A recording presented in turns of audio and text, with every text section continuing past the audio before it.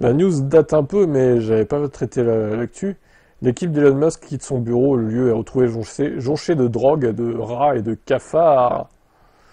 Oh là là. Donc c'est le bureau du Doge. Hein. L'indépendant équipe donc rapporte que l'équipe d'Elon Musk, responsable du ministère du Doge, aurait lancé derrière elle un bureau jonché de cadavres de bière, de nourriture moisie, de montagnes de marijuana, le tout attirant rats et cafards. Il s'agissait précisément des bureaux de l'USIP, dont l'équipe d'Elon Musk occupait les locaux depuis le mois de mars.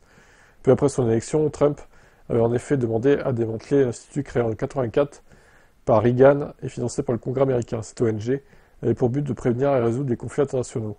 Très vite, les membres du Doge se sont appropriés les lieux, l'USIP étant devenu une usine à abattre dans les coupes budgétaires d'Elon Musk. Les employés du multimilliardaire ont tenté à plusieurs reprises de pénétrer dans le bâtiment par effraction. En mars 2025, ils y arrivent et procèdent à une prise de contrôle illégale.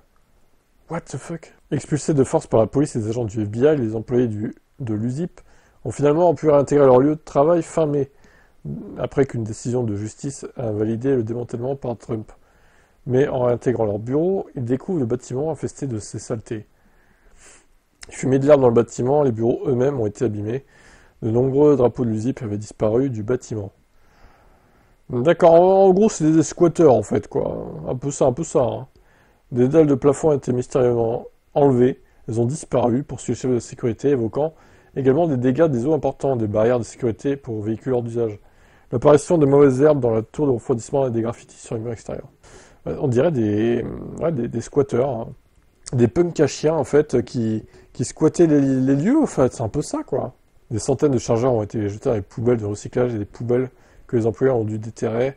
Continue O'Brien, c'était de la négligence, les gens ne savent pas gérer un grand complexe de bureaux commerciaux à plusieurs bâtiments.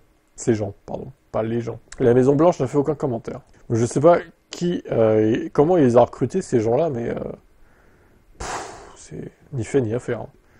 Comme tout ce que fait Musk récemment là. Bref, l'aventure continue pour Elon.